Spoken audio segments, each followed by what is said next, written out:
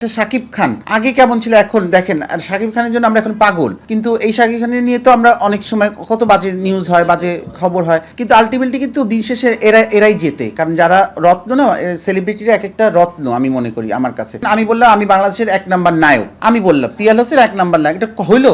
এটা তো হইলো না। এখন আপনারা এটাকে প্রসার করে এটাকে বাম্পার হিট বানায় দেন, তখন আমি অটোমেটিক সেলফ মেড নায়ক হয়ে গেলাম। ব্যাপারটা কিন্তু আপনারা করেন। এই যে টিকটকারদেরকে কে চান্স দেয়? আপনারা চান্স দেন বলেই তো এরা ফোকাসে আসতেছে, নাহলে তো এদেরকে 2 টাকারও ভাত নেই, তাই না? আলটিমেটলি তো জয় হবে তো অরিজিনাল শিল্পীদের, এটা তো হইতেই হবে বিশ্বজুড়ে।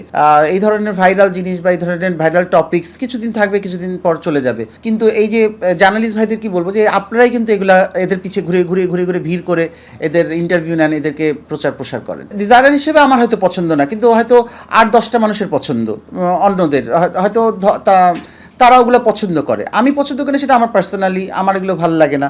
আমি খুব সিম্পল টাইপের বা থাকে না, আমি খুব সফিস্টিকেটেড জিনিস পছন্দ করি, বা আমি আমার নায়কদেরকে যখন কিছু পড়াই বা তাদেরকে যখন সাজাই, খুব সফিস্টিকেট, এলিগেন্ট, পশ এই লুকটা দেওয়ার চেষ্টা করি।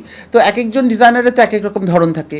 আর যেহেতু আমার ভাইরাল হওয়ার নেশাটা নাই, সেহেতু আমি একদমই ভাইরাল কোনো কিছু পছন্দ করি না। আর যারা ভাইরাল হওয়ার নেশা দিয়ে কাজ করে, ওটা তো ভাইরাল হওয়ার জন্যই করে, ওটা আসলে তাদেরও কাজ না, এটা শুধু ভাইরাল হওয়ার একটা।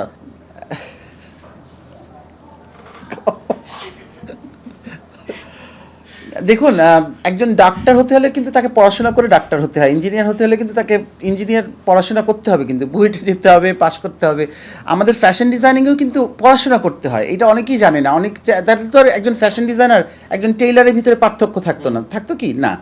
আমরা কষ্ট করে এটার উপরে একটা গ্রাজুয়েশন করেছি, এটার উপরে পড়াশোনা করেছি, দেন আমি আমার গায়ে একটা ফ্যাশন ডিজাইনার ট্যাগ লাগাইছি।